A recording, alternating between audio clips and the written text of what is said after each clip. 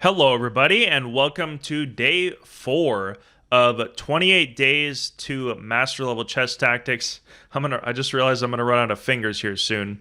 All right, so in day 4, we're gonna start going over double attack. Now, the next 3 days, so I guess day 4, 5, 6, we're gonna look at increasingly more complicated double attack positions. Now, a simple double attack example would just be a knight fork. But in these positions, we're going to look at higher level examples of how you can basically make 2 threats or more with one of your moves and overload your opponent's defenses.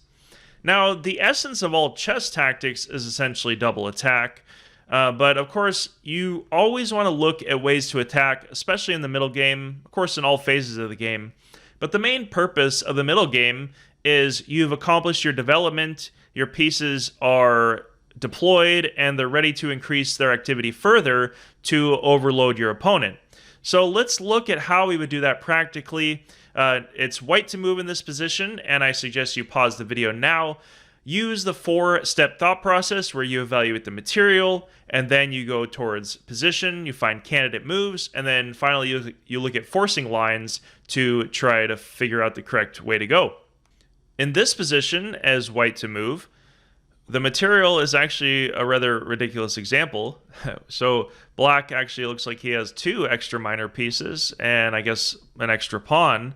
But white is very active and has this quite advanced G pawn. And these rooks and minor pieces effectively are completely inactive. And they are actually kind of blocking their own path. So the bishop has no squares. The rook's blocking it. This rook at least has 1, 2, maybe even 3 moves to get into the game. And I guess this bishop is just pointing to nowhere. And of course the queen is just left to defend the king against 2 rooks, a bishop, and a queen. So that should lend you to find forcing candidates. So obviously when you see a very disadvantageous material position for white, you have to conclude that there's only 2 options. Either white's going to lose, or he's going to find some forcing continuation that leads to basically winning a queen or getting a mate. So that should be your first instinct in these kind of positions. Now, white has potential moves, but actually this g7 pawn gets in the way and also provides some opportunities.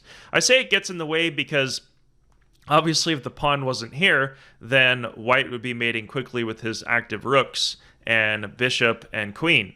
So take that into account. But of course, when you see an advanced pawn on your opponent's side, you want to find ways to promote it.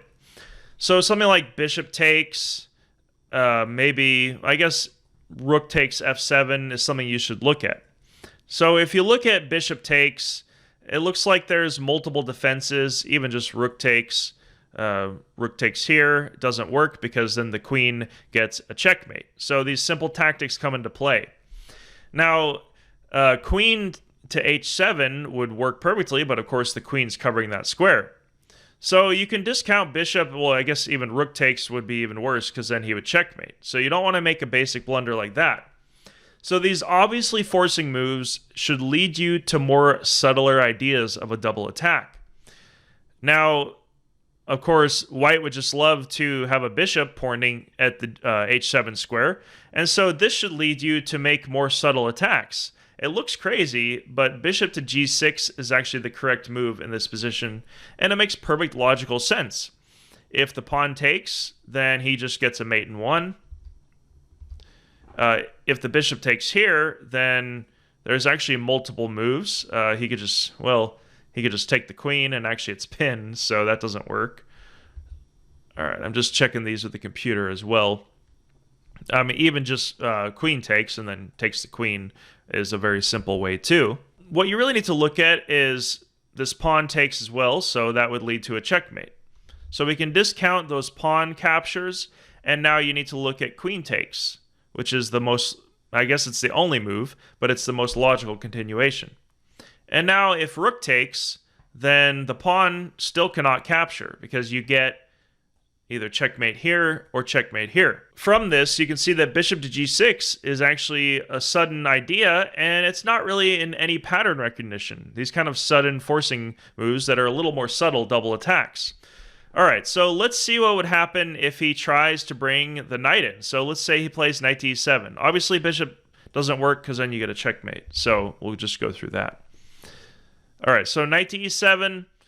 And I guess the idea of something like queen takes h7 would be good. But now the knight is covering the g8 square, so that doesn't work. So what do we do from here? Well, you keep looking for forcing moves. Now, he could just move the rook back, rook to g3, which would be simple. And if you found that move, then that would be perfectly fine. But we still want to look for forcing moves. So now, actually, rook, because the queen's not there and there's no back rank mate, you want to make sure of that. Rook takes f7 makes perfect sense. And now if he just takes here, still doesn't work. But what if the knight takes? Well, you still, I guess, get a checkmate in 2. I was looking at the knight move there. All right, so that still works.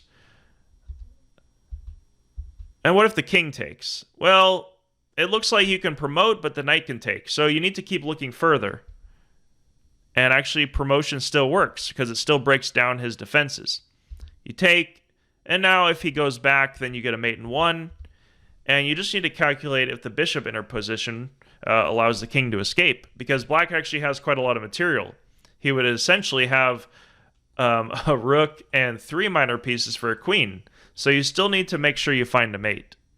So queen, check, and then you finally get this mate on e6. So a very complicated first position with actually, I would say, a quite logical first move. But, you know, it's not necessarily complicated in a high-level way. It's complicated in combining all the basic tactics you know to find the surprising move of bishop to g6.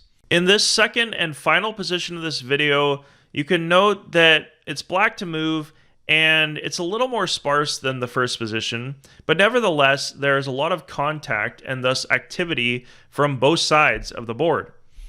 Now, let's get into the material aspect. So white, it looks like he has 2 extra pawns, but he was able to trade, I guess black traded his rook for 2 minor pieces. I would call it basically a tie, and so we should get into position. It's dynamic but equal in terms of material. But where this position differs is the king's safety. So the pawn cover of white is much less than the black king, and I guess the piece cover as well. Even though white has a queen and a rook aiming at the king, the queen and the bishop provide adequate cover. Now, with the black knight covering these 2 squares, as well as the rook on the second rank, it's very dangerous for white, in addition to this battery forming with the bishop and the queen bearing down on g2. All right, so let's go to concrete ideas. Now, obviously, you should notice the basic tactics first. If the rook check, that would be checkmate if there wasn't a rook covering on the f-file. And with the queen check, you can see that that would be checkmate as well if the queen was not covering on the g-file. Now, notice that if queen takes, the queen could take, and you would love to take bishop takes g2 checkmate because the knight covers these squares and the rook supports the bishop. But you should notice also that the rook is pinning the bishop to the black king. So that's not available yet. Now, when you see a position with tons of basic threats, especially from your side, you want to look for ways to make a double threat. That should be your kind of instinct in these positions. Okay, I could checkmate in multiple ways, but as of now, at the moment on the board, white is covering all available possibilities. So let's go to more higher level ideas. How do we get this rook from the f-file? And how do we get this queen from the g-file?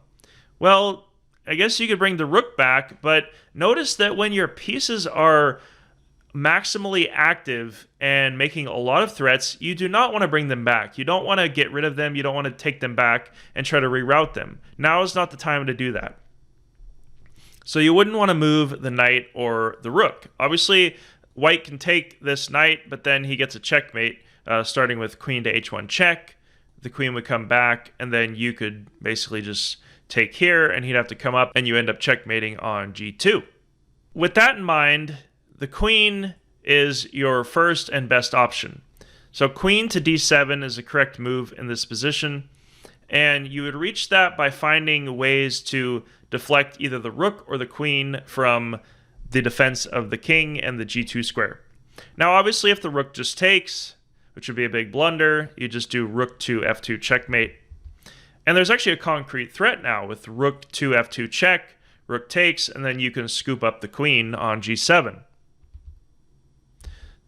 All right, so you could do something like, just to cover all available checks, queen to f3 check. Obviously, you would be relying on a blunder from your opponent with pawn takes, and then you get rook to f2 checkmate. But he would just take with the rook, and since your bishop is pinned, it couldn't even take there, and on the next move, he'd take with the knight, and the rook still covers the f2 square. All right, so queen to d7. So from finding this move, you want to look for possible defenses of the opponent. And actually, with the queen on d7, it opens up the bishop, and it also gives a new d file to your queen to come in on d3, and with a checkmate and 2 threat. So with all these threats, it's just too much for white to handle. There's basically 2 moves that white could try. He could try queen to g6, but that actually opens up another forcing continuation. And now notice that actually black increased the activity of the bishop by moving the queen out of the way. Now he can check with bishop takes on g2. The queen has to take because there's no other move. The knight's covering here, and then you get a checkmate in the final position. If he tries queen to g3, then you obviously just take the rook because he leaves that undefended. The queen comes in, and you have multiple ways to checkmate. You could just take with the queen or the rook. All right, so from the beginning of this position, what you want to do is break down the simple threats and try to go to higher level ideas of driving away your opponent's rook or queen from the proper squares, and you end up with a checkmate position. Thanks for following along, and this concludes day 4 of double attack. The first day, we're going to go through double attack in the next 3 days, day 4, 5, and 6. And leave a comment below if you have any questions about any of these positions. If you have some analysis that I missed, then also leave that in the comments, and I'll see you in the future. Don't fret if you got the solution wrong. There will be another time.